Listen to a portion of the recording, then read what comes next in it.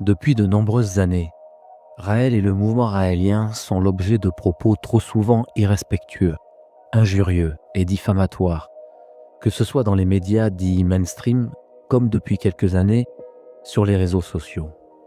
C'est une discrimination que subissent les minorités religieuses que de nombreux sociologues dénoncent. La Cour européenne des droits de l'homme ainsi que l'OSCE ayant très souvent dénoncé cette attitude scandaleuse, particulièrement en France.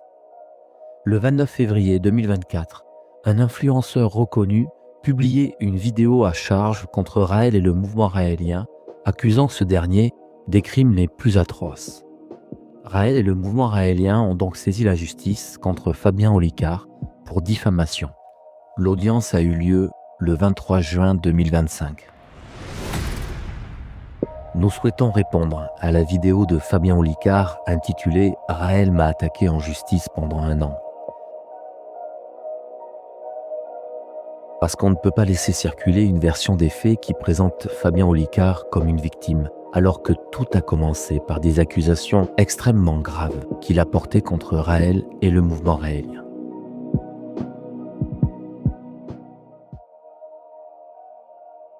Dans sa vidéo, Fabien raconte son ressenti, ses peurs, ses émotions. Nous voulons aujourd'hui vous parler des faits, du droit et de ce qu'il oublie volontairement de mentionner. Dans sa vidéo, Fabien Olicard explique avoir été attaqué sans raison valable, comme si quelqu'un voulait le faire taire. Mais ce qu'il ne dit pas, c'est qu'il a affirmé publiquement que le mouvement raélien serait pédophile.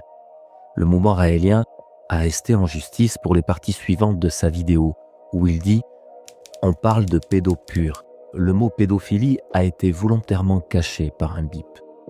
Un autre passage où il dit « Raël va démentir qu'il n'y a pas d'acte pédophile dans le mouvement et en réalité, ce n'est plus à prouver malheureusement, vu la somme des victimes qui ont témoigné de cela alors qu'elles étaient enfants à l'époque. » Dans une autre partie de la vidéo, il parle d'abus sexuels qui ont ruiné des vies. Il a donc insinué des crimes d'une extrême gravité, fondés sur des rumeurs, des témoignages non vérifiés ou déjà jugés faux.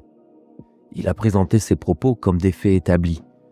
Ce n'était pas de la critique, ce n'était pas de la pédagogie, c'était une accusation pénale. Et en France, la loi est très claire. Accuser publiquement quelqu'un ou un groupe de crimes sans preuve, c'est de la diffamation pénale. La justice existe précisément pour cela, faire respecter la vérité et protéger toute personne contre des accusations mensongères. Fabien Olicard oublie ce détail fondamental.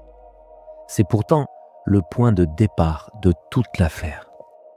Le mouvement raélien dément catégoriquement ces allégations, ces accusations et en effet fait appel à la justice pour rétablir la vérité et agir au nom des libertés fondamentales de respect et de droit de la personne.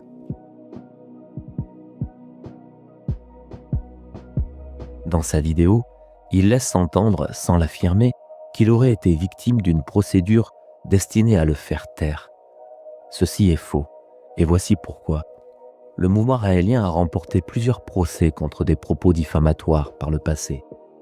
Dans cette affaire, la justice n'a pas jugé que la plainte était abusive ou infondée. Le tribunal n'a jamais qualifié la procédure de bâillon.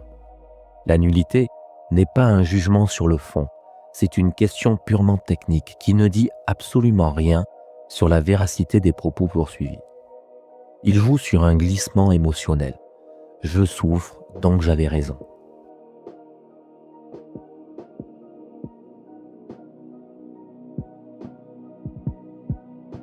La décision finale n'a pas dit que Fabien Olicard disait la vérité, que les accusations étaient fondées, que Raël ou le mouvement avait tort. Le tribunal a simplement dit « La citation doit être déclarée nulle parce qu'elle manque de clarté technique. C'est administratif, ce n'est pas moral. » Le juge n'a jamais pu examiner la nature des propos, leur véracité, leur caractère diffamatoire ou non. C'est comme si on annulait un match parce qu'un formulaire avait mal été rempli. Cela ne dit rien sur le gagnant ou le perdant. Fabien transforme cela en une victoire idéologique. Ce n'est pas ce qu'a dit le tribunal.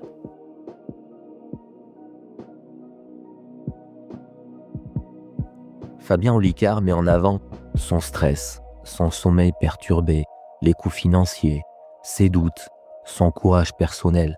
C'est humain. Mais ce n'est pas parce qu'une procédure judiciaire est éprouvante qu'elle est injustifiée. La réalité, c'est qu'il a accusé un mouvement spirituel d'un crime atroce, sans preuve, en amplifiant des témoignages non vérifiés et en présentant cela comme de la pédagogie. Lorsqu'on accuse, on assume. C'est cela la responsabilité. Dans un état de droit, si vous accusez quelqu'un d'un crime, vous devez pouvoir le prouver. Ce n'est pas une intimidation, c'est la loi.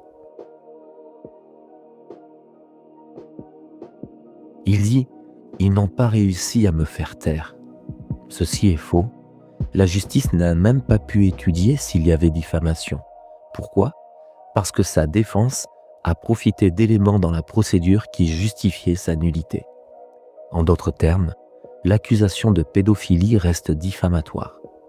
Fabien n'a jamais été déclaré innocent de diffamation. Le tribunal n'a jamais examiné ses propos.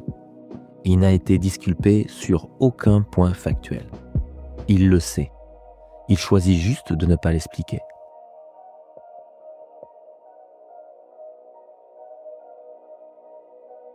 Fabien cite Lydia Adjara comme témoin clé. Or, elle a, par le passé, produit à plusieurs reprises des faux témoignages. Elle a déjà accusé à tort un homme de viol, ce dernier étant tout de suite innocenté grâce à des éléments prouvant qu'elle mentait. De nombreuses femmes ont témoigné publiquement que ses propos étaient mensongers. Fabien le sait, c'est public. Pourtant, il la présente comme une victime crédible. C'est irresponsable. Voici ce que dit la loi, ce que dit la logique et ce que dit la justice. Fabien Olicard a accusé un mouvement spirituel d'un crime extrêmement grave. Il n'a fourni aucune preuve. La procédure a été annulée pour un détail technique. Le fond n'a jamais été jugé. Il se met en scène comme une victime alors qu'il a été poursuivi pour diffamation. Nous n'avons jamais rien cherché d'autre que la vérité. Et le droit de toute personne, de toute organisation est clair. Se défendre contre une accusation mensongère n'est pas une intimidation. C'est un droit fondamental.